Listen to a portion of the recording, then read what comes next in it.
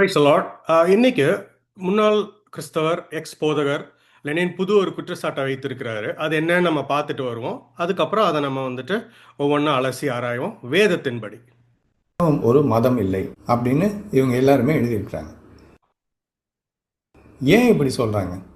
கிறிஸ்தவம் மதம் இல்லை அப்படின்னு சொல்லி இவங்க ஏன் சொல்றாங்க அப்படின்னா, உலகத்தில் இருக்கிற மற்ற எல்லா மதங்களையும் விட கிறிஸ்தவம் சிறந்ததுன்னு எல்லாரையும் நம்ப வைக்கிறதுக்காக. இன்னும் குறிப்பாக சொல்லணும்னா, உங்களை மதம் மாற்றம் பண்ணுறதுக்கு அவங்க வர்றாங்க பாருங்க. அப்போ அவங்க உங்களை மதம் மாற்றம் தான் பண்ணுறாங்கன்னு நீங்கள் நினச்சிடக்கூடாது.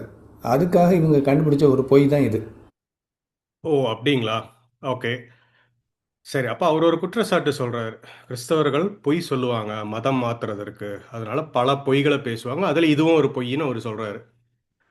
அது மாத்திரம் இல்லாமல் அவர் இன்னும் கொஞ்சம் நிறைய விஷயங்கள் சொல்றாரு. பயங்கரமான விஷயங்கள் எல்லாம் அவர் கண்டுபிடிச்சிருக்காருன்னு நினைக்கிறேன். அதை அவர் சொல்றாரு, மதம்னா என்ன அப்படிங்கிறதெல்லாம்.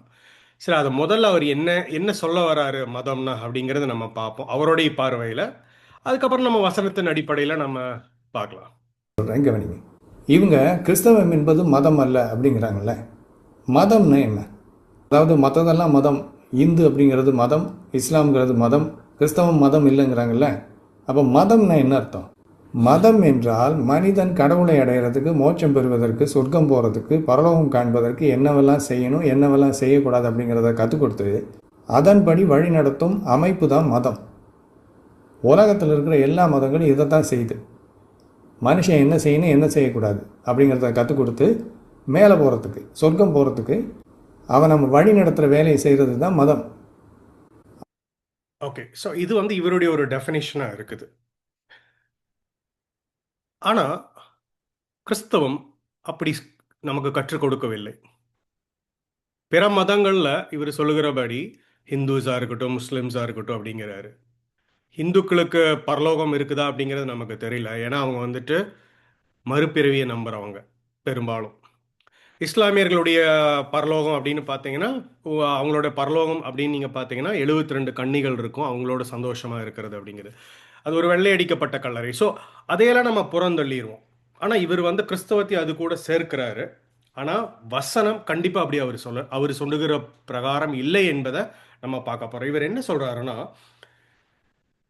பரலோகம் போவதற்கான ஒரு வழிதான் மதங்கள், குறிப்பாக கிறிஸ்தவத்தையும் அதில் சேர்த்துக்கிறார். ஆனால் பைபிள் நமக்கு அப்படி சொல்லித் தரவில்லை. ஏனென்றால் பரலோகம் போவது மட்டும் வழி அல்ல. கிறிஸ்தவம் நமக்கு அப்படி சொல்லித் தரவில்லை. பரலோகம் செல்வது கிறிஸ்தவத்தினுடைய முதல் படி. அதற்கு மேலாக இன்னும் அநேக விஷயங்கள் இருக்கிறது. தேவன் விழுந்து போன இந்த உலகத்தை மீட்டு கொள்ளுகிறார். இதுதான் ஃபர்ஸ்ட் ஸ்டெப். நமக்கு பரலோகம் உறுதி அளிக்கப்படுகிறது.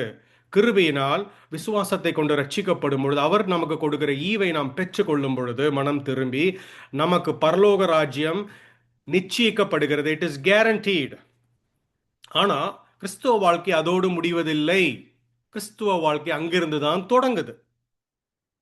ஏனென்றால் தேவனுடைய சித்தம் என்ன அப்படின்னு பார்த்தீங்கன்னா, நம்மை பரலோகத்திற்கு கொண்டு போவது மாத்திரமல்ல, அதை முதல் படியாய் வைப்பது மாத்திரமல்ல, மாறாக இந்த பூமியில் நாம் இருக்கும் பொழுது நம்மளுடைய லைஃப் அண்ட் நேச்சர், அதாவது நம்மளுடைய சுபாவம், நம்மளுடைய கேரக்டரை அவரை போல மாற்ற வேண்டும் என்பதுதான். அதற்கு பிற்பாடு அவரோடு நாம் நித்தியமாய் ஒரு ரிலேஷன்ஷிப்பில், அன்பில் வாழ வேண்டும் என்பதுதான் அவருடைய சித்தமாக இருக்கிறதுங்க நம்ம புரிந்து கொள்ள வேண்டும். இப்போ ஒரு சில வசனங்களை நான் சொல்லி, வேதத்தின் அடிப்படையில் நான் சொல்லி இதை நான் கடந்து போகணும்னு நினைக்கிறேன். முதலாவது, கிறிஸ்தவம் என்பது இவர் நினைப்பது போல அல்ல. முதலாவது ஜஸ்டிஃபிகேஷன் ஒன்று இருக்கு. அடுத்தது சாங்டிஃபிகேஷன் நம்ம பார்க்கலாம். அடுத்தது குளோரிஃபிகேஷன். நிறைய நிலைப்பாடுகள் இருக்கு. ஆனால் நாம் புரிதலுக்காக நான் ரொம்ப சிம்பிளாக நான் பண்ணணும்னு அதை நினைக்கிறேன். முதலாவது ஜஸ்டிஃபிகேஷன் அப்படின்னா, தேவன் நியாயாதிபதியா இருக்கிறார். ஒரு நாள் நம்ம எல்லாவரையும் அவர் நீதியாய் நியாயம் தீர்ப்பார். அவர் 100% பர்ஃபெக்டா இருக்கிறார். ஆனா நாம் 100% பர்ஃபெக்ட் இல்லை. அதனால தேவன் என்ன செய்கிறார் அப்படிங்கிறத நம்ம பார்க்க போறோம். முதலாவது ஜஸ்டிஃபிகேஷன். ஜஸ்டிஃபிகேஷனா சட்டத்தின்படி நாம் கிறிஸ்துவின் மூலியமாக, கிறிஸ்து நமக்கு செய்த அந்த கல்வாரி சிலுவையின் தியாகத்தின் நிமித்தமாக நாம் தேவனுக்கு முன்பதாக நீதியாக நியாயம் தீர்க்கப்படுகிறோம். நமக்கு நித்திய ஜீவன் இலவசமாய் கிடைக்கிறது. அதுதான் நமக்கு சொல்லி கொடுக்கிற முதல் ஸ்டெப். இப்போ உதாரணத்துக்கு நீங்க பாத்தீங்கன்னா, இந்த ஜஸ்டிஃபிகேஷனுக்கு நான் உங்களுக்கு ஒரு வசனம் நான் கொடுக்குறேன். தீத்து 3ஆம் அதிகாரம், ஒரு நிமிஷம், தமிழ் கிறிஸ்டியன் பைபிள் எடுத்துக்கிறேன் நான். ஓகே, தீத்து 3ஆம் அதிகாரம் நம்ம படிச்சோம்னா நமக்கு தெரியும். 5 to 7 என்ன சொல்லுதுன்னு பாருங்க. ரொம்ப சிம்பிள். தீத்து 3ஆம் அதிகாரம் 5 to 7 படிக்கிறேன், கவனிங்க. நாம் செய்த நீதியின் கிரியைகளின் நிமித்தம் அவர் நம்மை ரட்சியாமல் தமது இரக்கத்தின்படியே மறுஜென்மம் முழுக்கினாலும் பரிசுத்த ஆவியினுடைய புதிதாக்குதலினாலும் நம்மை ரட்சித்தார். தமது கிருபையினாலே நாம் நீதிமான்களாக்கப்பட்டு நித்திய ஜீவன் உண்டாகும் என்கிற நம்பிக்கையின்படி சுதந்திரமாகத்தக்க சுதந்திரமாகத்தக்கதாக அவர் நமது இரட்சகராகிய இயேசு கிறிஸ்து மூலியமாய் அந்த பரிசுத்தாவியை நம்மேல் சம்பூர்ணமாய் பொழிந்தருளினார் நாங்க சொல்லப்பட்டிருக்கு. அப்போ இங்க சொல்லப்படுது பாருங்க, நாம் கிருபையினாலே நீதிமான்களாக்கப்பட்டிருக்கிறோம். We are justified by grace through our faith. It is a gift of God அப்படின்னு எபேசியர் 2:8-10 சொல்லுகிறத நம்ம பார்க்கிறோம். நித்திய ஜீவன், அதாவது பரலோகம் நமக்கு கேரண்டி ஆயிருக்கிறது அப்படிங்கிறது அங்க சொல்லப்பட்டிருக்கிறது. அப்போ இது ஜஸ்டிஃபிகேஷன். அப்போ கிறிஸ்துவ வாழ்க்கை இங்க ஜஸ்டிஃபிகேஷனோட நிறுத்துகிறது இல்லை, பரலோகம் மாத்திரம் நமக்கு கிடைக்குங்கிற நம்பிக்கை இல்லை. அது முதல் படியா இருக்குது அப்படிங்கிறது நம்ம பார்க்கிறோம். ஆனா தேவன் நம்மை சில இன்னொரு விஷயத்துக்கு நம்மளை அழைத்து இருக்கிறார்.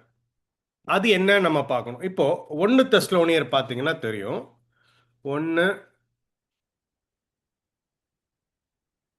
1 தெசலோனியர் 5ஆம் அதிகாரம் நம்ம படிக்கும் பொழுது நமக்கு தெரியும், ரட்சிக்கப்பட்ட பின்பு நமக்கு பரலோக ராஜ்யத்தை நமக்கு கொடுக்க உறுதியாய் கொடுத்த பிறகு ஆண்டவர் நம்மளை எதற்கு அழைத்து இருக்கிறார் அப்படின்னு நம்ம பார்க்கணும். அதுதான் நான் ஏற்கனவே உங்களுக்கு சொன்னேன்.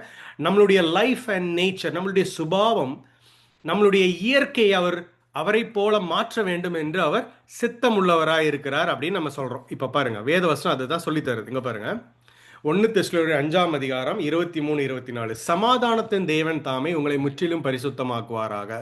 உங்கள் ஆவி, ஆத்துமா, சரீரம் முழுவதும். பாருங்க, நம்மளுடைய என்டையர் பீயிங்.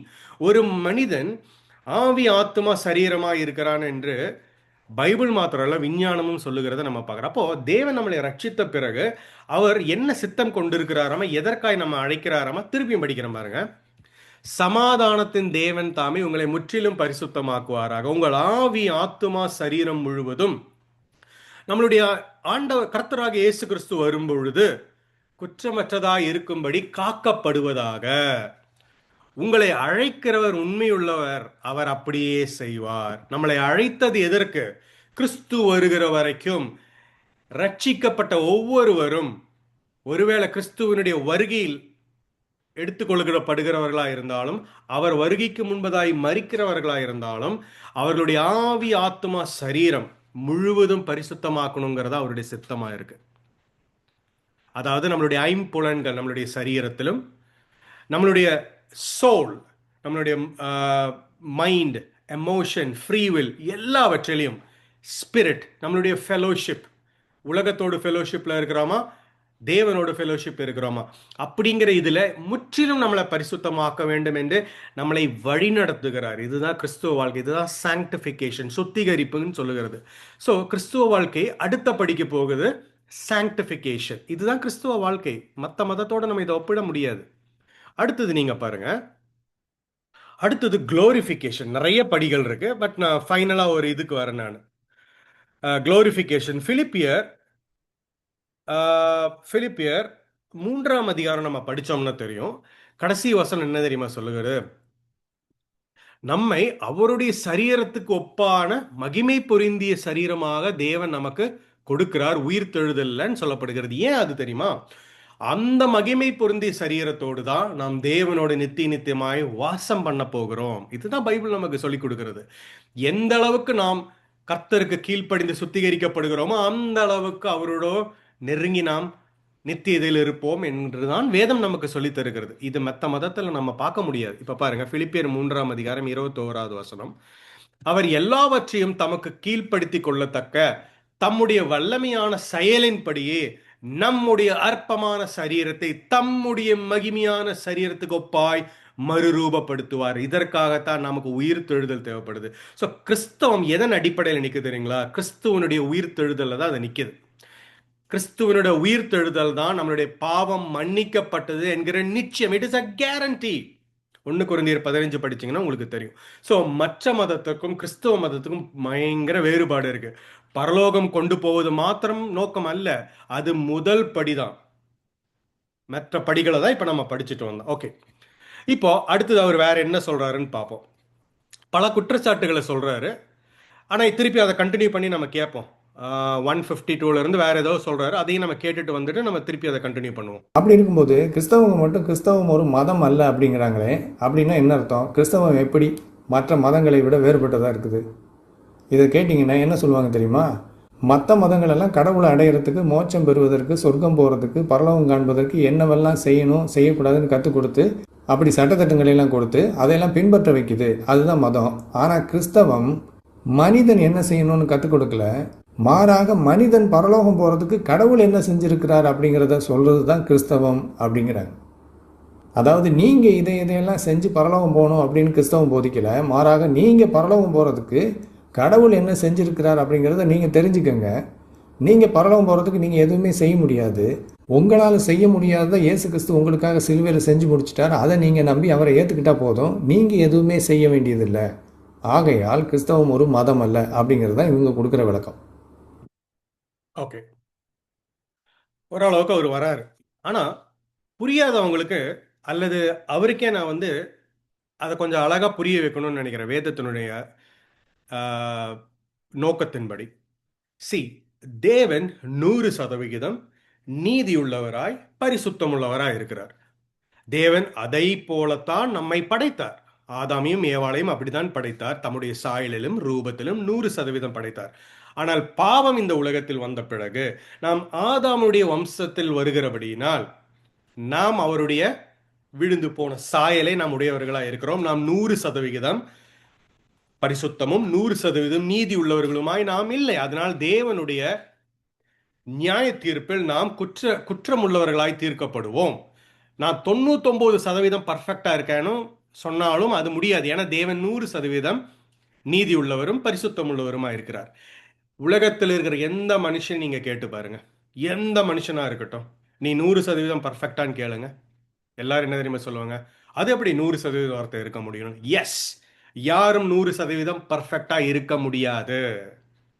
அப்ப எல்லாரும் தேவனுடைய பார்வையில் பாவிகள் தான். இத எல்லா மதமும் எல்லா நபரும் ஏற்றுக்கொள்வாங்க. ஏத்திஸ்டா இருந்தாலும் 100% நான் பர்ஃபெக்ட் இல்லைன்னு அவங்களே ஒத்துக்குவாங்க. இப்போ மற்ற மதத்துக்கும் கிறிஸ்தவத்துக்கு என்ன வித்தியாசம் அப்படின்னு நான் சொல்றேன், தெளிவா சொல்றேன். மற்ற மதங்கள் தெய்வம் அவதாரம் எடுக்கும்னு சொல்லப்படுகிறது, இல்ல தெய்வம் அவதாரமே எடுக்கல அப்படின்னு சொன்னாலும் பாவிகளை அவர்கள் தண்டிப்பதாகவும் அவர்களை கொலை செய்வதும் தான் அவங்களுடைய நோக்கமா இருக்கும். நல்லவங்களை பாதுகாக்கும், பாவிகளை கொலை பண்ணும், வதம் பண்ணுங்கிறது. ஆனா பைபிள் கான்செப்ட்ல அப்படி கிடையாது. ஏன்னா எல்லாரும் தேவனுக்கு முன்பதாக பாவிகள். 100% யாரும் கிடையாது. ரோமர் 3:23, ரோமர் 3:10 என்ன சொல்லப்படுகிறதுனா, எல்லாவரும் பாவம் செய்து தெய்வ மகிமையற்றவர்களாகி. ரோமர் 3:10 சொல்லுகிறது, நீதிமான் என்று ஒருவனும் இல்லை, ஒருவனாகிலும் இல்லைன்னு பைபிள் சொல்லுகிறது. அப்போ யாருமே இல்லை. அப்ப மனிதனுக்கு விமோச்சனம் கிடையாது. தேவனிடத்தில் அவன் சேர முடியாது, பரலோகத்தில் அவன் சேர முடியாது. அப்ப தேவன் என்ன செய்கிறார் அப்படின்னு பாத்தீங்கன்னா, தேவன் நீதி உள்ளவராய் இருக்கிறார், உண்மைதான். அதே நேரத்துல தேவன் அன்பானவராய் இருக்கிறார். அப்ப என்ன பண்றாரு தெரியுமா தேவன்? அதுக்கு முன்னாடி உங்களுக்கு நான் ஒரு வசனம் காமிக்கணும்னு நினைக்கிறேன். God is love. தேவன் அன்பாய் இருக்கிறார். 1 யோவான் 4 நம்ம படிச்சோம்னா 8வது வசனம், பைபிள் அங்க என்ன சொல்லுதுன்னு பாருங்க. காட் இஸ் லவ் அப்படின்னு அங்க சொல்லப்பட்டிருக்கிறத நம்ம பார்க்கிறோம். தேவன் அன்பாய் இருக்கிறார். அப்போ அந்த அன்பான தேவன் என்ன செய்தார் அப்படிங்கிறதா இங்க முக்கியமான விஷயங்க. பாருங்க, அன்பில்லாதவன் தேவனை அறியான், தேவன் அன்பாகவே இருக்கிறார். அப்ப தேவன் அன்பா இருக்கிறார். அதனால தேவன் நம்மை மீட்டு கொள்வதற்காக அவர் செய்கிற விஷயம் தான் என்னங்கிறத நம்ம இப்ப பார்க்க போறோம். ஒன்றும் பெரிய விஷயம் இல்லை. ரோமர் 5ஆம் அதிகாரம் படிச்சீங்கன்னா நமக்கு தெரியும் ஆண்டவர் என்ன பண்ணார். இந்த ஒரு வசனமே நமக்கு போதுமானது. ரோமன்ஸ் 5 அங்க என்ன சொல்லப்படுகிறதுனா, நாம் பாவிகளா இருக்கும் பொழுதும் தேவன் நம்மளை அவருடைய அன்பினால் நம்மளை மீட்டெடுக்கிறார் அப்படிங்கிறத நம்ம பார்க்க போறோம். இப்ப பாருங்க, 6ல இருந்து 11 வரைக்கும் படிக்கிறேன். 6வது வசனம். அன்றியும் நாம் பலனற்றவர்களாய் இருக்கும் போதே குறித்த காலத்தில் கிறிஸ்து அக்கிரமக்காரருக்காக மரித்தார். நீதிமானுக்காக ஒருவன் மரிக்கிறது அரிது, நல்லவனுக்காக ஒருவேளை ஒருவன் மரிக்க துணிவான். நாம் பாவிகளாய் இருக்கையில் கிறிஸ்து நமக்காக மரித்ததினாலே தேவன் நம்மேல் வைத்த தமது அன்பை விளங்க பண்ணினார். நாம் பாவிகளா இருந்தாலும் நம்மை மீட்டு நமக்கு இலவசமாக ரட்சிப்பை கொடுத்து நித்திய ஜீவனை கொடுக்க வேண்டும், பரலோகத்தை கொடுக்க வேண்டும். பரலோகத்தை கொடுப்பது முதல் படியாக வைத்து நம்மளுடைய ஒவ்வொரு சுபாவத்தையும் அவரை போல மாற்றி அவரோடு வாழ வைக்க வேண்டும் நித்தியமா என்பதுதான் அவருடைய சித்தம். அதுதான் இங்க சொல்லப்படுது பாருங்க. நாம் பாவியா இருக்கையில் கிறிஸ்து நமக்காக மரித்ததினாலே தேவன் நம்மேல் வைத்த தமது அன்பை விளங்க பண்ணினார். இப்படி நாம் அவருடைய இரத்தத்தினாலே நீதிமான்களாகப்பட்டிருக்க, நம்ம ஒன்றும் செய்யல, அவர் நமக்காய் செய்திருக்கப்பட்டிருக்க, கோபாக்கினைக்கு நீக்கலாக அவராலே நாம் ரட்சிக்கப்படுவது அதிக நிச்சயமாமே. It is a guarantee. நாம் தேவனுக்கு சத்துருக்களாய் இருக்கையில் அவருடைய குமாரனின் மரணத்தினாலே அவருடன் ஒப்புரவாக்கப்பட்டோமானால், ஒப்புரவாக்கப்பட்ட பின்பு நாம் அவருடைய ஜீவனாலே ரட்சிக்கப்படுவது அதிக நிச்சயமாமே. அப்ப ரட்சிப்பு என்பது ஒரு படி அல்ல பரலோகத்துக்கு போறது. அதான் இங்க பைபிள் சொல்லுது பாருங்க.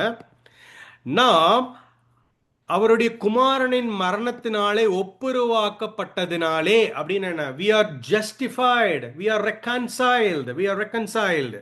அப்ப தேவனோடு நாம் ஒப்புரவாய் இருக்கிறோம், பரலோகம் உறுதியாக்கப்பட்டிருக்கு. ஆனா அது மாத்திரம் அங்க ஸ்டெப் கிடையாது. அடுத்தது என்ன சொல்லப்படுதுன்னு பாருங்க. ஒப்புரவாக்கப்பட்ட பின்பு நாம் அவருடைய ஜீவனாலே ரட்சிக்கப்படுவது அதிக நிச்சயமாமேன்னு பைபிள் சொல்லுது. அதனாலதான் இயேசு கிறிஸ்து சொல்றாரு, நானே வழியும் சத்தியும் ஜீவனுமா இருக்கிறேன். அவருடைய ஜீவனை கொடுத்து நம்மளை கொஞ்சம் கொஞ்சமாக அவரை போல மாற்றுகிறார். இதுதான் கிறிஸ்தவ வாழ்க்கை. இப்ப பாருங்க, அடுத்த வசனம் என்ன சொல்லுதுன்னு பாருங்க. 11வது வசனம். 11வது வசனம் என்ன சொல்லுதுன்னு பாருங்க. அதுவும் அல்லாமல் இப்பொழுது ஒப்புரவாக்குதலை நமக்கு கிடைக்க பண்ணின நம்மளுடைய கர்த்தராகிய இயேசு கிறிஸ்துவின் மூலியமாய் நாம் தேவனை பற்றியும் மேன்மை பாராட்டுகிறோம் நாங்க பைபிள் சொல்லப்படுகிறோம். அப்போ தேவன் நமக்கு கொடுத்த ரட்சிப்பை குறித்து நாம் என்ன பண்றோமாமா, அவரை குறித்து நாம் மேன்மை பாராட்டுகிறோம். அப்போ மற்ற மதத்திற்கும் கிறிஸ்தவ மதத்துக்கு இதுதான் வித்தியாசம். இந்த ஒரு வசனமே போதுமானது. மற்ற மதத்தில் பாவிகளை வதம் செய்கிறவர்களாக தண்டிக்கிறவர்களாக இருக்கிறார். ஆனால் இங்க நாம் பாவிகளா இருக்கிறோம். ஆனால் அவர் கொடுத்த ரட்சிப்பை, இலவசமாய் கொடுத்த ரட்சிப்பை மனம் திரும்பி நாம் அதை ஏற்றுக்கொள்ளும் பொழுது தேவன் நம்மை ரட்சிக்கிறவராய் இலவசமாய் அந்த கிஃப்டை கொடுக்கிறவராய் இருக்கிறார். நித்திய ஜீவன் நமக்கு கிடைக்கிறது. அது மாத்திரம் இல்ல, ஆண்டவர் நம்மை அவரை போல மாற்ற வல்லவராய் இருக்கிறார், நம்மை மாற்றுகிறார். இதுதான் கிறிஸ்துவ வாழ்க்கை. ஓகே, அடுத்தது இன்னொன்னு அவர் சொல்றாரு பாருங்க. இன்னொன்னு அவர் என்ன சொல்றாரு அப்படிங்கிறது பாருங்க. அவர் என்ன சொல்றாருன்னா, நீங்க கோயிலுக்கு போறீங்க, அது இது நல்லா பண்றீங்க, இதனால என்ன பிரயோஜனம் இருக்கு, மற்ற மதம் சொல்லுகிற மாதிரி தான் நீங்களும் பண்றீங்க அப்படிங்கிற மாதிரி ஒரு வியாக்கியானம் கொடுத்துருக்கிறாரு. அதுக்கு நம்ம வேதத்தின்படி நம்ம வருவோம். முதல்ல அவர் என்ன சொல்றாரு அப்படிங்கிறது கேட்போம். நாம் எதுவும் செஞ்சு சொர்க்கத்துக்கு போகிற தகுதியை அடைய முடியாது, அடைய வேண்டிய அவசியம் இல்லை, அவரை நம்பினா போதும். இதுதான் இவங்க சொல்கிறது. அப்போ கிறிஸ்தவ மதம் இல்லை அப்படின்னு இவங்க சொல்கிறதுக்கு அர்த்தம் இதுதான். சரி, இப்போ இதை கேட்கும்போது உங்களுக்கு ஆச்சரியமாக இருக்கும். பரவாயில்லையே, நான் பாவ மன்னிப்பு பெறுவதற்காக என் கடவுளை சந்தோஷப்படுத்துறதுக்காக கோயிலாக போகிறேன், வேண்டுதல் பண்ணுறேன், மலை மேலே ஏறி இறங்குறேன், புனித யாத்திரை போகிறேன், தான தர்மம் பண்ணுறேன், காணிக்கை கொடுக்குறேன், காசிக்கும் கங்கைக்கும் மெக்காவுக்கும் மதினாவுக்கும் ஓடுறேன், இதையெல்லாம் பண்ணி எப்படியாவது சொர்க்கத்துக்கு போயிடலான்னு கடும் முயற்சி பண்ணிக்கிட்டு இருக்கிறேன். ஆனால் கிறிஸ்தவங்க சொல்கிறாங்க, நான் எதுவுமே பண்ண வேண்டியதில்லை, ஏசு எனக்காக எல்லாத்தையும் பண்ணிட்டார், நான் அவரை ஏற்றுக்கிட்டா போதும் அப்படின்னு. இது சூப்பராக இருக்கே, அப்போ நானும் எதுவுமே செய்யாமல் இயேசுவை ஏற்றுக்கிட்டு பரலோகம் போயிடலாம் அப்படின்னு நினச்சி கிறிஸ்தவத்துக்குள்ளே நீங்கள் காலடி எடுத்து வச்சிங்க, மாட்டினீங்க. கரெக்ட். நானும் அதை தான் சொல்றேன். மாட்னீங்க. இவர் சொல்லுகிற பிரகாரம் ஒருவன் செய்து இதுதான் கிறிஸ்தவம் என்று நினைத்து வந்தா மாட்டிட்டீங்க. இவரை போல மாட்டியிருப்பீங்க. மாட்டி இவரை போல எஸ்கேப் ஆயிருப்பீங்க. ஏன்னா உண்மையான கிறிஸ்தவமும் என்னங்கிறது தெரியாம இவர் வந்து மாட்டிக்கிட்டாரு. அங்கிருந்து எஸ்கேப் ஆகிட்டாரு. இவர் சொல்லுகிற அதையே நீங்களும் நானும் நம்பினோம்னா நம்மளும் மாட்டிக்குவோம். அப்போ இவர் சொல்லுகிற பிரகாரம் நீங்க பாத்தீங்கன்னா அது தப்பு. ஜஸ்ட் பிலீஃப், இயேசுதான் செஞ்சுட்டாரு எல்லாவற்றையும் அப்படிங்கிற மாதிரி எல்லாம் இவர் சொல்றாரு. சரி, இவருடைய கூற்றின்படி பார்த்தோம்னா ஒரு கம்யூனிஸ்டா இருக்கிறவனும் இவர் சொல்லுகிறத நம்புவான், ஒரு கொலகாரனும் நம்புவான், ஒரு அரசியல்வாதி இவரை நம்புவாங்க. ஏன்னா இயேசு கிறிஸ்து பிறந்து சிலுவையில் மரித்தது உயிர் தெழுந்ததெல்லாம் சரித்திரபூர்வம். It is an historical fact. புரியுதா? கிறிஸ்துவ கிறிஸ்தவர்கள் அல்லாத ஹிஸ்டாரியன்ஸ் கூட அதெல்லாம் எழுதியிருக்காங்க. கிறிஸ்தவ மதத்தை எதிர்த்தவர்கள் கூட இதையெல்லாம் எழுதியிருக்காங்க. கிறிஸ்துவனுடைய பிறப்பு, வாழ்வியல், மரணம், உயிர்த்தெழுதல். ஸோ இதனால ஒருத்தர் நம்புகிறதுனால, ஒரு ஹிஸ்டாரிக்கல் ஃபேக்டை நம்புகிறதுனால ஒருத்தர் ரட்சிக்கப்பட முடியுமா? இல்லை. இதைத்தான் இவர் இங்க சொல்றாரு. நம்புறதுனால ரட்சிக்கப்படுறோம், கிறிஸ்தவத்துக்குள்ள வர்றோம், மாட்டினீங்க அப்படின்னு. இல்லை, இதுல நீங்க நம்பி உள்ள வந்தீங்கனாலும் நீங்க மாட்டிக்குவீங்க. இதெல்லாம் ஹிஸ்டாரிக்கல் ஃபேக்ட்ஸ். இது உண்மை. கிறிஸ்து வாழ்ந்தார், மரித்தார், உயிரோடு எழுந்தார் என்பது ஹிஸ்டாரிக்கல் ஃபேக்ட்ஸ். இதை நம்புவதால ஒருவன் கிறிஸ்துவுக்குள் என்றைக்கும் வர முடியாது. கிறிஸ்துவை நாம் சந்தோஷப்படுத்த முடியாது. கடவுளை நாம் சந்தோஷப்படுத்த முடியாது. அப்ப இங்க நம்பிக்கை, விசுவாசம் என்பது என்ன அப்படிங்கிறது நமக்கு தெரியணும். சும்மா இப்படி என்ன நம்புகிறது இல்லை, ஜஸ்ட் பிலீஃப் இல்லை, ஒரு ஹிஸ்டாரிக்கல் ஃபேக்டை நம்புகிறது இல்லை. இந்துக்கள் சொல்லுவாங்க, நான் கொடான கோடி தெய்வத்தை நான் நம்புறேன், அது போல நான் இயேசுவை நான் நம்புறேன்னு. இதனால ஒருத்தர் ரட்சிக்கப்பட முடியாது, கிறிஸ்துவத்துக்குள்ள வர முடியாது. அப்போ நம்புவது என்றால் என்ன, கிறிஸ்துவத்துக்குள் வருவது என்றால் என்ன அப்படிங்கறத நம்ம பார்க்கணும்னா உங்களுக்கு நான் காமிக்கிறேன் பாருங்க. லூக் 24ஆம் அதிகாரத்துல தெளிவா ஆண்டவராக இயேசு கிறிஸ்து சொல்லியிருக்காரு. 47வது வசனத்துல நீங்க பாத்தீங்கன்னா தெளிவா சொல்லியிருப்பார். என்னன்னா, அன்றியும் மனம் திரும்புதலும் பாவ மன்னிப்பின் நிச்சயமும் அப்படின்னு அவர் அங்க ஸ்டார்ட் பண்றதை நீங்க பார்க்க முடியும். பாருங்க, 47வது வசனம்.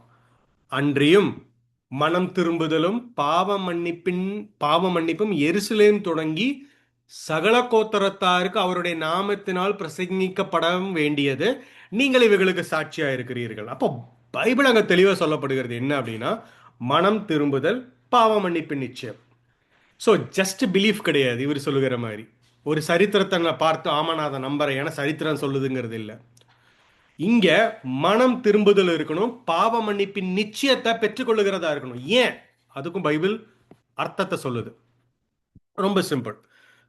ஏன் ஒருத்த மனம் திரும்பணும் அப்படின்னு பார்த்தீங்கன்னா, ரோமர் 10ஆம் அதிகாரத்துல 10வது வசனத்துல என்ன சொல்லுதுன்னு பாருங்க. ஏன்னா நீதி உண்டாக இருதயத்தில் விசுவாசிக்கப்படும், ரட்சிப்புண்டாக வாயினால் அறிக்கை பண்ணப்படும். அப்போ ஒருத்தன் விசுவாசிக்கணும் அப்படின்னா சும்மா வாயில விசுவாசிக்கிறது இல்லை, இல்ல சரித்திரம் ஏதோ சொல்லுகிறதுனால ஒருத்தன் விசுவாசிக்கிறது இல்லை. இவர் சொல்லுகிற பிரகாரம் அப்படி சொன்னீங்கன்னா நீங்க மாட்டிக்குவீங்க. இங்க என்ன சொல்லப்படுதுன்னு பாருங்க, நீதி உண்டாக இருதயத்தில் விசுவாசிக்கப்படும். அப்போ உங்களுடைய விசுவாசம் இருதயத்துக்குள்ள இருந்து வரணும். என்ன இருதயத்துக்குள்ள வரணும்? நான் பாவி என்பதை நாம் விசுவாசிக்க வேண்டும். நம்மளுடைய பாவத்துக்காய் அவர் மரித்தார், தேவன் அவரை உயிரோடு எழுப்பினார் என்று நாம் விசுவாசிக்க வேண்டும். அதுக்கு தான் அடுத்த வசனம் சொல்லுது பாருங்க. என்னவென்றால், கர்த்தராகிய இயேசுவை நீ உன் வாயினால் அறிக்கையிட்டு தேவன் அவரை மரித்தோரிலிருந்து எழுப்பினார் என்று உன் இருதயத்தில் விசுவாசித்தால் நீ ரட்சிக்கப்படுவாய். சொல்லிட்டு தான் நீதி உண்டாக இருதயத்தில் விசுவாசிக்கப்படும்னு சொல்லப்பட்டிருக்கு. ரட்சிப்பு உண்டாக வாயினால் அறிக்கை பண்ணப்படும்னு சொல்லப்படுகிறது. அப்போ இருதயத்தின் நிறைவினாலதான் வாய் பேசும்னு சொல்லப்பட்டிருக்கு. அப்ப இருதயத்துல தான் நம்ம என்ன பண்ணுமாமா? விசுவாசிக்கணும். அது ஏன் இருதயத்துல நம்ம விசுவாசிக்கணும் அப்படின்னு கேட்டீங்கன்னா, அதுக்கும் மத்தேயு 15ல ஆண்டவராக இயேசு கிறிஸ்து ஒரு பதில் சொல்லுகிறத நம்ம பார்க்க முடியும். 15ஆம் அதிகாரம் 18, 19 நம்ம படிக்கும் பொழுது தெரியும். வாயிலிருந்து புறப்படுகிறவைகள் இருதயத்திலிருந்து புறப்பட்டு வரும், அவைகளே மனுஷனை தீட்டுப்படுத்தும் என்று சொல்லி அடுத்தது பாருங்க, 19 தான் ரொம்ப முக்கியம். எப்படி எனில் இருதயத்தில் இருந்து பொல்லாத சிந்தனைகளும் கொலைப்பாதங்களும் விபச்சாரங்களும் வேசித்தனங்களும் களவுகளும் பொய் சாட்சிகளும் தூஷணங்களும் புறப்பட்டு வரும், இவைகளே மனுஷனை தீட்டுப்படுத்தும் என்றார். அப்போ இருதயத்திலிருந்து வருகிற அந்த பாவம் இதுதான் மனுஷனை தீட்டுப்படுது. இதுக்கு ஒரு மனம் திரும்புதல் உண்டாகணும். அதனாலதான் பைபிள் சொல்றது இருதயத்தினால் விசுவாசிக்கணும் அப்படிங்கிறது. அப்போ இருதயத்திலிருந்து ஒருவன் விசுவாசித்து இருதயத்திலிருந்து ஒருவன் இயேசுவை நம்பினால், தன் பாவத்துக்கு விமோச்சனம் என்று நம்பினால் அவன் ரட்சிக்கப்படுவான். அவன் மாட்டிக்க மாட்டான். அவன் தப்பிச்சுக்குவான். பாவத்திலிருந்து தப்பிச்சு நரகத்திற்கு போகாம நித்திய ஜீவனுக்குள் அவன் வந்து அவன் தப்பிச்சுக்குவான். இதை தெரியாம ஏதோ உலகத்தார் ஏதோ ஒன்று சொல்லியிருக்காங்க, ஏதோ ஒரு இதில் இவர் மதம் மாறிட்டு அங்கிருந்து எஸ்கேப் ஆயிட்டு மற்றவர்களையும் இவரை போல அவர் நினைச்சுக்கிறாரு. இல்ல, உண்மையான சுவிசேஷம் அது அல்ல. இவரை போல நீங்கள் வஞ்சகத்தில் மாட்டிக்கொள்ளாதீர்கள். உண்மையாய் மனம் திரும்ப வேண்டும். இவருக்கும் அதுதான் நான் சொல்றேன். நீங்க உண்மையாய் ரட்சிக்கப்பட்டு ஆண்டவருக்குள்ள வந்து பாருங்க, உங்களுடைய வாழ்க்கை மாற ஆரம்பிக்கும். நீங்க ஒரு புதிய மனுஷனாய் மாற ஆரம்பிக்க, நீங்க ஒரு புதிய சிருஷ்டியா இருப்பீங்க அப்படிங்கறத நான் சொல்றேன். நான் சொல்லல, வேத வசனம் சொல்லுகிறத நான் சொல்றேன். அடுத்தது இவர் இன்னொன்னு சொல்லியிருக்கிறார், அதையும் நம்ம டக்குன்னு பார்த்துருவோம், ஏன்னா டைம் இல்லை. அடுத்து இன்னொரு பயங்கரமான ஒரு விஷயம் சொல்லியிருக்காரு பாருங்க. வச்சுருவாங்க. கவனிங்க, இவங்க என்ன பண்ணுவாங்கன்னு. கிறிஸ்தவம் என்பது மதம் அல்ல, நீங்கள் எதையும் செய்ய வேண்டியதில்லை, சட்டத்திட்டங்களையெல்லாம் கடைப்பிடிச்சு பரலவும் போக முடியாது, இயேசுவை நம்பினா போதும் அப்படின்னு இவங்க முதல்ல சொன்னதை கேட்டு நீங்கள் கிறிஸ்தவராக மாறுறீங்கன்னு வச்சுக்குவோம். அப்புறம் பிரதர், ஞாயிற்றுக்கிழமை காலையில் சர்ச்சுக்கு வந்துடுங்க, நாங்கள் வேணால் வந்து கூட்டிகிட்டு போகிறோம் அப்படின்வாங்க. இது எதுக்கு? நீங்கள் எதுவுமே செய்ய வேண்டியதில்லை, இயேசுவை நம்பினா போதும் அப்படின்னா அப்புறம் ஞாயிற்றுக்கிழமை எதுக்கு இவங்க சர்ச்சுக்கு போகணும்? நீங்கள் இந்த கோயிலுக்கு போகிற வேலையை தானே இந்துவாக இருந்தப்போ பண்ணிகிட்டு இருந்தீங்க, மசூதிக்கு போகிற வேலையை தானே முஸ்லீமாக இருந்தப்போ பண்ணிகிட்டு இருந்தீங்க. இப்போ கிறிஸ்தவ மதம் இல்லை அப்படின்னு சொல்லி உங்களை கூப்பிட்டதுக்கப்புறம் எதுக்கு இவங்க சர்ச்சுக்கு கூப்பிட்றாங்க? அப்போ அதிலிருந்தே தெரிஞ்சுக்கணும் இது ஒரு மதம் அப்படின்னு. கிறிஸ்தவம் ஒரு மதம் இல்லை அப்படின்னா எதுக்கு இவங்க கட்டடத்துக்குள்ளே நம்ம போகணும்? இவங்க கட்டி வச்சுருக்கிற சபைக்குள்ளே எதுக்கு நம்ம போகணும்? வீட்டில் இருந்தால் போதும் இல்லை? அப்போது இந்துக்கள் எப்படி கோயிலுக்கு போகிறாங்களோ, முஸ்லீம்கள் எப்படி மசூதிக்கு போகிறாங்களோ, அதே மாதிரி கிறிஸ்தவங்க சர்ச்சுக்கு போகிறாங்க. அப்போ இது மதம். ஒரு கட்டடத்துக்குள்ளே ஓகே, இவருடைய புரிதல் அவ்வளோதான். அதாவது போதகராக இருந்திருக்கிறேன் அப்படிங்கிறார், எனக்கு அது புரியல. பைபிளினுடைய அடிச்சுவடியும் பேசிக்குமே தெரியல. உண்மையிலே இவர் மாட்டி இருக்கிறாரு. கிறிஸ்தவம் என்கிற ஒரு போலியான ஒரு போலி கிறிஸ்தவத்துக்குள்ள அவர் மாட்டி இருந்திருக்கிறார், எப்படின்னு தெரியல. அதுக்கப்புறம் அவர் எஸ்கேப் ஆயிருக்காரு. ஆனா உண்மையான கிறிஸ்தவம் அப்படி அதை சொல்லி கொடுக்கல. உண்மையான கிறிஸ்தவம் என்ன சொல்லி கொடுத்துருக்கிறதுன்னு நம்ம பார்க்கணும். சபைக்கு போகணும், ஆமா போகணும். மற்றவர்கள் கோயிலுக்கும் மசூதிக்கும் போறதுக்கு பல காரணங்கள் இருக்கலாம். ஆனா ஒருவன் ரட்சிக்கப்பட்ட பின்பு தேவனுடைய இலவசமான கிஃப்டை பெற்று முதல் படியாகிய நித்திய ஜீவன், அதாவது பரலோகத்து ராஜ்யத்துக்குள் பிரவேசிக்கிற அந்த கேரண்டியை பெற்ற பின்பு அவனுடைய வாழ்க்கை எப்படி போகும், அதுக்கு என்னென்ன ஸ்டெப்ஸ் இருக்கு அப்படிங்கறத வேதம் நமக்கு சொல்லிக் கொடுக்கும். அப்ப ஏன் நம்ம சபைக்கு போறோம் அப்படின்னு பாத்தீங்கன்னா, முதலாவது நான் ஒரு விஷயத்த சொல்றேன். ஏன் சபைக்கு போகணும் அப்படின்னு கேட்டீங்கன்னா, நித்திய ஜீவனை பெறுவதற்கு அப்படின்னு பைபிள் நமக்கு சொல்லி தருகிறது. அதாவது நித்திய ஜீவனை விசுவாசத்தினால் ஒருவன் வந்து நித்திய ஜீவனை பெறுகிறான் அப்படின்னு அங்க சொல்லப்படுகிறத நம்ம பார்க்கிறோம். அப்போ நித்திய ஜீவன்னா முதல்ல என்னன்னு நமக்கு தெரியணும். நம்ம நினைக்கிற மாதிரி பரலோகத்துல போய் ஜாலியா சமைச்சு சாப்பிட்டு உட்கார்ந்துட்டு இருக்கிறது இல்லை. நித்திய ஜீவன் என்பது இங்கிருந்து தொடங்குது. ரட்சிக்கப்பட்ட அந்த நொடியிலிருந்து தொடங்குது. அதை பரலோகத்துல நம்ம கண்டினியூ பண்ணுவோம். ஆனா முதலாவது நித்திய ஜீவன் என்ன நமக்கு தெரியணும். இங்க பாருங்க, மூணு யோவான் 17:3 என்ன சொல்லுதுன்னு பாருங்க. ஒன்றான மெய் தேவனாகிய உண்மையும் நீர் அனுப்பினவராகிய இயேசு கிறிஸ்துவையும் அறிவதே நித்திய ஜீவன் சொல்லப்படுகிறது. அப்போ திரியேக தேவனை அறிவதுதான் நிச்சய ஜீவன். நம்மளால அவரை அறிந்து கொள்ள முடியாது. நித்தியதையில் அறிந்து கொண்டே இருப்போம், யுகா யுக காலமாய். தேவன் அவ்வளவு பெரியவராக இருக்கிறார். அவருடைய அன்பும் அவருடைய இரக்கமும் அவருடைய மனதுருக்கமும் இதெல்லாம் அறிந்து கொண்டே இருப்போம். இதுதான் நித்திய ஜீவன். ஆனா அத மரித்து அங்க போய் அறிந்து கொள்ளுகிறது இல்லை, இங்க இருந்தே நாம் அறிந்து கொள்வோம். ஒரு சிலர் இப்போ கிறிஸ்துவனோடு கூட இருந்த கள்ளன் கடைசி நிமிஷத்துல ரட்சிக்கப்பட்டான். கிருபினால் விசுவாசத்தை கொண்டு ரட்சிக்கப்பட்டான். அவனுக்கு மரித்த பிற்பாட சான்ஸ் இந்த பூமியில இல்லை. அப்போ அவனுடைய நித்திய ஜீவன் அங்கிருந்து தான் ஸ்டார்ட் ஆகும். அதற்கு தகுந்த மகிமை அவனுக்கு இருக்கும். ஆனா நம்ம இப்பவே ரட்சிக்கப்படும் போது இங்க இருந்தே அந்த நித்திய ஜீவனை அறிய ஆரம்பிப்போம். அவருடைய அன்பும் அவருடைய இரக்கமும் அவருடைய மேன்மையும் அவருடைய நீதியும் எல்லாவற்றையும் இங்கிருந்தே அறிய ஆரம்பிப்போம். அதுக்கு தான் நம்ம முதலாவது சபைக்கு போகிறோம். போய் ஒருவரை ஒருவர் நம்ம எடிஃபை பண்ணுகிறோம். அதுக்கு தான் நம்ம வந்துட்டு சர்ச்சுக்கு போகிறோம். அப்போ அது தெரியவா நமக்கு தெரியுது. யோவான் 17:3 படிக்கிறோம். அதுதான் நித்திய ஜீவன் அங்க சொல்லப்பட்டிருக்கு. அடுத்தது பாத்தீங்கன்னா ஒரு ஃபெலோஷிப். அதாவது சபைக்குள்ள போகும்பொழுது நமக்கு வந்து ஒரு ஃபெலோஷிப் தேவைப்படும்.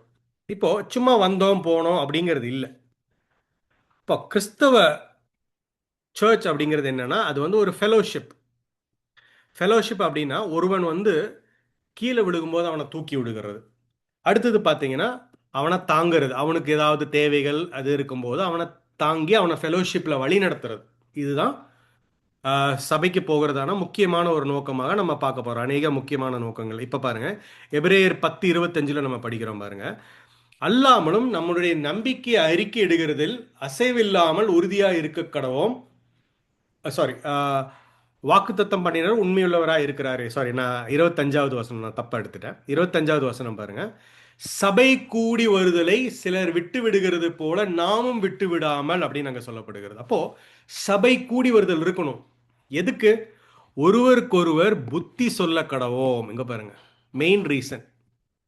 நாளானது சமீபத்து வருகிறது, எவ்வளவாய் பார்க்கிறீர்களே அவ்வளவாய் புத்தி சொல்ல வேண்டும்.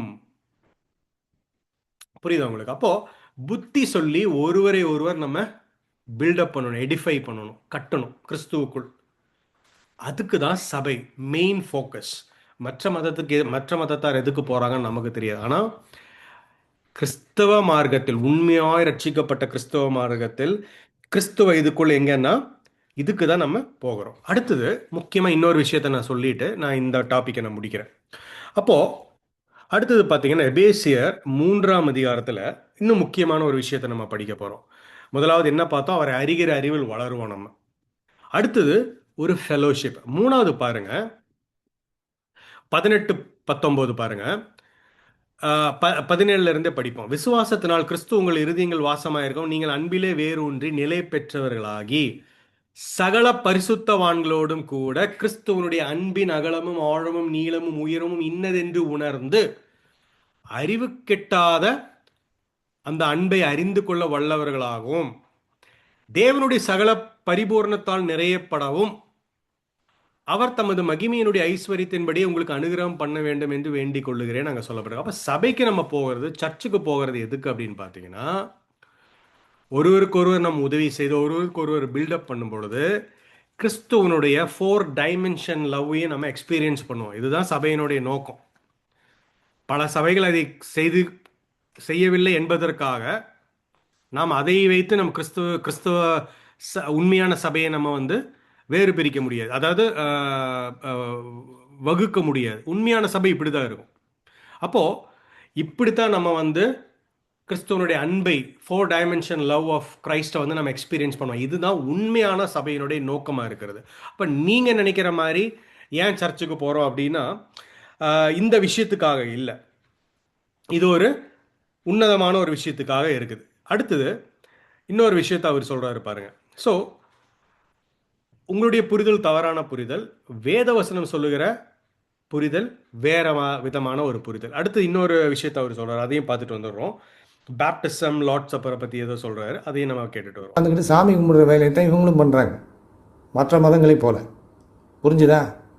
இப்போ வெறும் சர்ச்சுக்குள்ளே போய் சாமி கும்பிடுற வேலை மட்டும் இல்லை, நீங்கள் போன உடனே ஞான ஸ்நானம் எடுக்கணும், திருவிருந்தில் கலந்துக்கணும், ஜெபம் பண்ணணும், பைபிள் வாசிக்கணும், பைபிள் ஸ்டடிக்கு போகணும், காணிக்கை கொடுக்கணும், உபவாசம் பண்ணணும், எத்தனை பேருக்கு சுவிசேஷன் சொல்லணும்னு கற்றுக் கொடுப்பாங்க, அத்தனை பேர்த்துக்கு சுவிசேஷன் சொல்லணும், மதமாற்றம் பண்ணணும். இதையெல்லாம் நீங்கள் செய்யணும். அதாவது நீங்கள் எதையுமே செய்ய வேண்டாம், ஏசு எல்லாத்தையும் செஞ்சுட்டார், அவரை நம்பினா போதும் அப்படின்னு சொல்லி உள்ளே கூட்டிகிட்டு போயிட்டு இப்போ இதையெல்லாம் நீங்கள் செய்யணும், இந்த சட்டத்திட்டங்களையெல்லாம் நீங்கள் கடைப்பிடிக்கணும் அப்படின்னு கட்டாயப்படுத்துவாங்க. ஓகே, ஒன்றாவது அவர் புரிஞ்சுக்கணும், யாரையும் கட்டாயப்படுத்த முடியாது. ஞானஸ்தானம் எடுக்கிறக்கோ, சுவிசேஷத்தை அறிவிக்கிறதுக்கோ, இதுக்கெல்லாம் யாரும் கட்டாயப்படுத்த முடியாது. பைபிள் ஸ்டடி வர்றதுக்கோ, அல்லது நீங்கள் சொன்ன மாதிரி திருவிருந்து எடுக்கிறதுக்கோ. சரி, ஞானஸ்தானங்கிறது என்ன? முதல்ல அதை நீங்கள் புரிஞ்சுக்கணும். ரோமர் 6ஆம் அதிகாரம் நம்ம படித்தோம்னா தெரியும். ஞானஸ்தானம் என்பது நான் ஒரு புதிதான வாழ்க்கைக்கு நான் என்னை அர்ப்பணிக்கிறேன்னு சொல்லுகிறது தான் ஞானஸ்தானம் இது யாரு இது பண்ண முடியாது, கட்டாயப்படுத்த முடியாது. ஒருத்தன் உண்மையிலே ரட்சிக்கப்பட்டு இருக்கிறான் அப்படின்னா அவன் என்ன பண்ணுவான்? இயேசுவுக்கு கீழ்ப்படிகிறேன்னு சொல்லி இந்த உலகத்துக்கு அவன் அறிக்கையிடுவான். அது தான் சுயமா வருகிறது, யாரும் கட்டாயப்படுத்த முடியாது. இது வந்து ஒரு சடங்கு கிடையாது. இங்க பாருங்க, மேலும் பிதாவின் மகிமையினாலே கிறிஸ்து மரித்தோரிலிருந்து எழுப்பப்பட்டது போல நாமும் புதிரான ஜீவன் உள்ளவர்களாய் நடந்து கொள்ளும்படிக்கேன்னு. யாரும் பர்ஃபெக்ட் கிடையாது, ஆனா புதிதான ஜீவன் உள்ளவர்களாய் நடந்து கொள்ளும்படிக்கு இதை என்னுடைய முதல் படியா நான் எடுத்து உலகத்துக்கு நான் அறிக்கை இடுகிறேன்னு சொல்லுகிறத ஞானஸ்தானம். இது யாரும் கட்டாயப்படுத்த முடியாது, நமக்குள்ள வர வேண்டியது. நீங்க தவறான ஒரு நபர்களால் வழிநடத்தப்பட்டு இருக்கிறீர்கள், மாட்டிக்கிட்டு இருந்தீங்க, அதனால நீங்க தவறான எண்ணம் கொண்டு இருக்கிறீர்கள். பைபிள் நமக்கு அப்படி சொல்லி கொடுக்கல. அவருடைய மரணத்திற்குள்ளாகும் ஞானஸ்தானத்தினாலே கிறிஸ்துவனோடு அடக்கம் பண்ணப்பட்டோம்.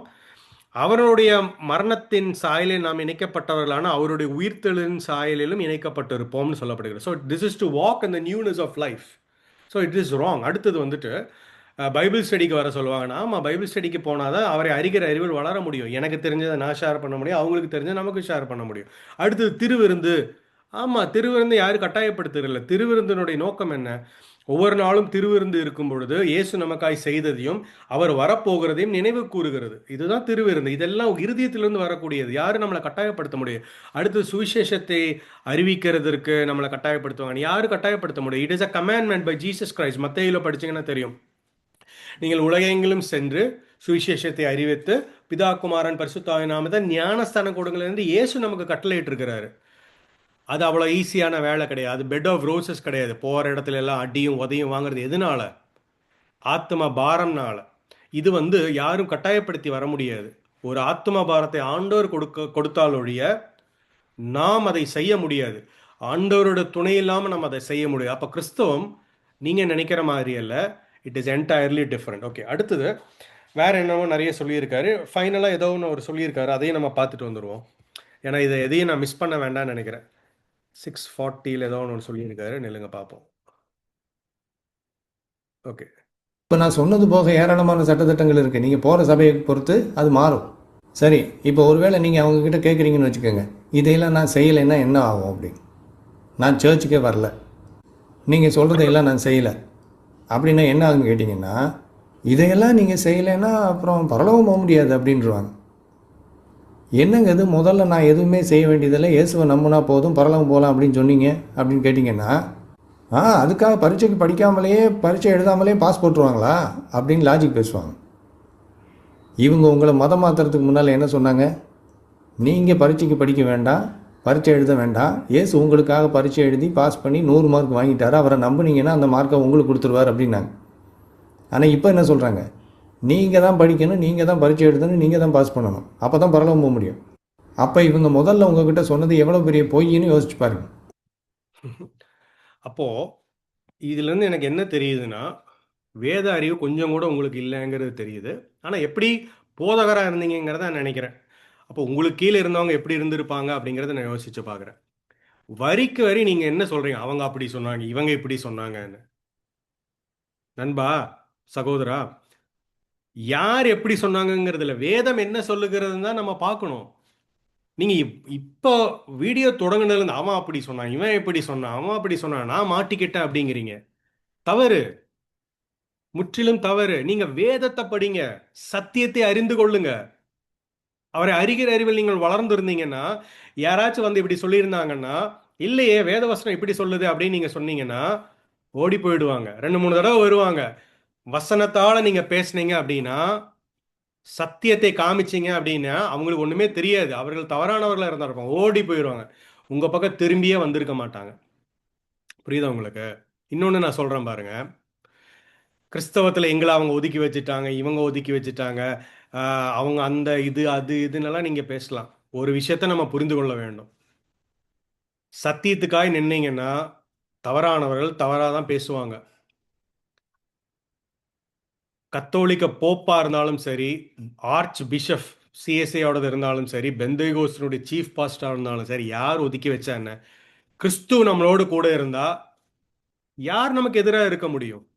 அதுதான் ரைட்டான ஒர்க்காக இருக்கும்.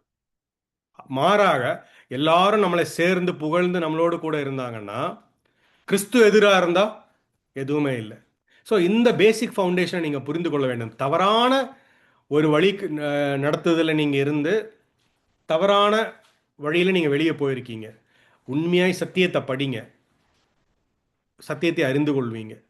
இப்போ கூட உங்களுக்கு டைம் இருக்குது. நீங்கள் மனம் திரும்பி சத்தியத்தை அறிந்து வந்து வேதத்தை படிக்கும் பொழுது தேவன் உங்களுக்கு அதை வெளிப்படுத்தி கொடுப்பார். உங்களுக்குள்ள ஒரு சமாதானம் இருக்கும், உங்களுக்குள்ள ஒரு மாற்றத்தை நீங்கள் பார்ப்பீங்க. ஃபைனல் அவர் இன்னொன்று சொல்லியிருக்காரு, அதையும் நான் முடிச்சுட்டு போயிடலாம்னு நினைக்கிறேன். 848 நினைக்கிறேன். ஓகே இல்லைங்க, 848ல் அவர் இன்னொரு விஷயத்த சொல்கிறாரு, அதையும் நான் டச் பண்ணிடலாம்னு நினைக்கிறேன். வேற ஒன்றும் வேண்டாங்க. கிறிஸ்தவம் என்பது மதம் அல்லன்னு இவங்க சொல்கிறது மிகப்பெரிய பொய்ங்கிறத ரொம்ப ஈஸியாக தெரிஞ்சுக்கலாம். யோசிச்சு பாருங்கள். நீங்கள் இந்துவாக இருக்கும்போது கோயிலுக்கு போகிறீங்க இல்லையா, அங்கே போய் உண்டியெல்லாம் காணிக்க போடுறீங்க. இந்து மார்க்கம்ங்கிறது ஒரு மதம், அதனால நீங்கள் கோயிலில் காணிக்க போடுறீங்க. இப்போ இவங்க கிறிஸ்தவம் ஒரு மதம் இல்லை அப்படின்னு சொல்லி உங்களை கூப்பிடுறாங்கல்ல, அப்படி கூப்பிடும்போது நீங்கள் இந்து மதத்தை பின்பற்றும் போது அங்கே போய் கோயிலில் காணிக்க போட்டீங்க, கிறிஸ்தவத்துக்கு வந்துட்டீங்கன்னா இங்கே காணிக்க போட வேண்டிய அவசியம் இல்லை, எங்கள் கடவுள் காணிக்கையெல்லாம் கேட்க மாட்டார் அப்படின்னு சொல்லுவாங்களா? ஒருத்தரும் சொல்ல மாட்டார். முன்னால் இந்து கோயிலில் போய் உண்டியெல்லாம் காணிக்க போட்டிருப்பீங்க அல்லது அர்ச்சகர் கையில் காசு கொடுத்துருப்பீங்க. இப்போ அதே பணத்தை இங்கே சர்ச்சில் வந்து காணிக்க பையில் போடணும், அப்புறம் பாஸ்டர் கையில் கொடுக்கணும். அப்போது இது ஒரு ஏமாத்து கூட்டம். இந்து கோயிலில் போட்ட காசை இங்கே கொண்டு வந்து போடு, இதுதான் கிறிஸ்தவர்களின் சுவிசேஷம். ஓகே, ஸோ அவர் என்ன சொல்கிறாருன்னா, காசு வாங்குறாங்க அப்படின்னு. உண்மையான சபையில் அப்படி பண்ணுங்கிறத நான் பார்க்கறது இல்லை. ஒருவேளை அவர் இருந்த இடத்துல அப்படி இருந்திருக்கலாம், காணிக்க வாங்குறாங்க அப்படிங்கிறது. சரி, ஒரு சிலர் செய்கிறதுனால அல்லது பல பேர் செய்கிறதுனால சத்தியம் பொய்ங்கிறது ஆயிராது. வேதம் என்ன சொல்லுகிறது அங்கே முக்கியம். அப்போ உங்களுக்கு இன்னொரு உதாரணம் நான் காமிக்கிறேன் பாருங்க. எபிரேயர் 13ஆம் அதிகாரம் முடிச்சிடலாம், இதோட முடிஞ்சிச்சு. ஹீப்ரூஸ் 13ல் தெளிவாக நமக்கு வந்து ஒரு கட்டளை கொடுக்கப்பட்டிருக்கு. இது என்னன்னா, எபிரேயர் 13ஆம் அதிகாரம் 7வது வசனம் நம்ம படிக்கும் பொழுது தெரியும். நாம் உண்மையிலே ரட்சிக்கப்பட்டிருக்கும் பொழுது நம்மளுடைய இருதயத்திலே அது நமக்கு தோணும். என்னன்னு பாருங்க, தேவ வசனத்தை உங்களுக்கு போதித்து உங்களை நடத்தினவர்கள் நீங்கள் நினைத்து அவர்களுடைய நடக்கையின் முடிவை நன்றாக சிந்தித்து அவர்களுடைய விசுவாசத்தை பின்பற்றுங்கள் அப்படிங்கிறது அங்க சொல்லப்பட்டிருக்குது. அது மாத்திரம் இல்லாம உங்களுக்கு நடத்துகிறவர்களுக்கு நீங்கள் உங்களுக்கு இருக்கும் பலனை நீங்கள் கொடுக்க வேண்டும் என்று இதே அதிகாரத்தில் சொல்லப்படுகிறத நம்ம பார்க்க முடியும். அப்போ நமக்குள்ளே ஒரு மனசாட்சி இருக்கும். தேவன் அவரை நமக்கு போதகராக வைத்திருக்கிறார், இது அவருடைய வேலையா இருக்கிறது. நாம் அவரிடத்திலிருந்து அந்த போதகத்தை நாம் பெற்றுக்கொள்ளுகிறோம். பெற்றுக்கொள்ளும் பொழுது என்ன நடக்குது? நாம் அவரிடத்திலிருந்து ஒரு நன்மையை பெறுகிறோம். அப்ப நம்மளுடைய வாழ்க்கையில் ஒரு நன்மை பெறும் பொழுது அதை நாம் அவரிடத்தில் பகிர்ந்து கொடுக்க வேண்டும் என்று நம்மளுடைய இருதயத்தில் தோன்றும். இதுதான் இயற்கை. ஆண்டவர் நமக்கு அதை தான் கொடுத்திருக்கார். அப்போ நமக்குள்ளேயே அது தோன்றும். அப்போ நம்மளை மனமுகர்ந்து போய் அவருக்கு கொடுப்போம். இதுதான் நார்மலா கிறிஸ்தவத்தில் வேதத்தில் சொல்லப்பட்டிருக்கிற ஒரு விஷயம். யாரும் நம்மளை கட்டாயப்படுத்த முடியாது காணிக்கையிலையோ தசம பாகத்திலையோ. அப்படி செஞ்சாங்கன்னா அது தவறு. அவர்கள் செய்கிற தவறுக்காக நாம் சத்தியத்தை மறுதளிக்க முடியாது. ஃபைனலாக ஒரே ஒரு வசனத்தை சொல்லி நான் முடிக்கணும்னு நினைக்கிறேன். மத்தேயு 7ஆம் அதிகாரத்தில் ஆண்டவராக இயேசு கிறிஸ்து சொல்லியிருப்பாரு, பெருசா இருக்கிறாங்க சிறுசா இருக்கிறாங்க அப்படிங்கிறது இங்க கணக்கு கிடையாது. மத்தேயு 7ஆம் அதிகாரம், ஐம் சாரி, அது இங்க பெருசு கிடையாது. ஜீவனை கண்டுபிடிக்கிறது அப்படிங்கிறது வந்து நிறைய பேர் இருக்காங்க சின்ன பேர் இருக்காங்க அப்படிங்கிறது இல்லை. படிக்கிறேன் பாருங்க.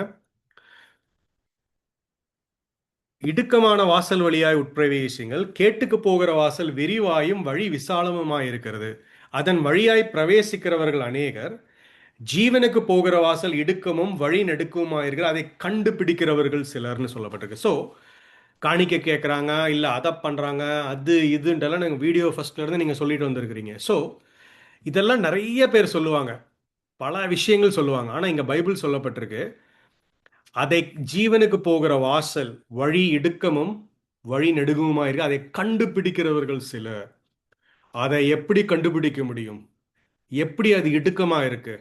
நீங்கள் சத்தியத்தை அறிந்து பாவத்தை அறிக்கையிட்டு அவரை சொந்த ரட்சகராக ஏற்று அவருக்கு கீழ்ப்படிந்து நடக்கும் பொழுது இந்த அநீதி உள்ள பூமியில, இந்த பரிசுத்தமுள்ள பூமி அசுத்தமுள்ள பூமியில நாம் நொடுக்கப்படுகிறவர்களா இருப்போம். நம்மளுடைய பிரயாணம் இடுக்கமானதா இருக்கும். ஆனா அதுதான் நம்மளுடைய அத்தாட்சி, நாம் உண்மையிலேயே ரட்சிக்கப்பட்டிருக்கிறோம் என்பது. இதை நீங்கள் புரிந்து கொண்டால் உங்களுடைய கிறிஸ்தவ வாழ்க்கை மேன்மையானதா இருந்திருக்கும். பட் எனிவே, இப்போ உங்களுக்கு அது புரிஞ்சிருக்கும்னு நினைக்கிறேன். மீண்டும் நாம் சந்திப்போம். தேவன் உங்களை ஆசீர்வதிப்பாராக. ஆமென்.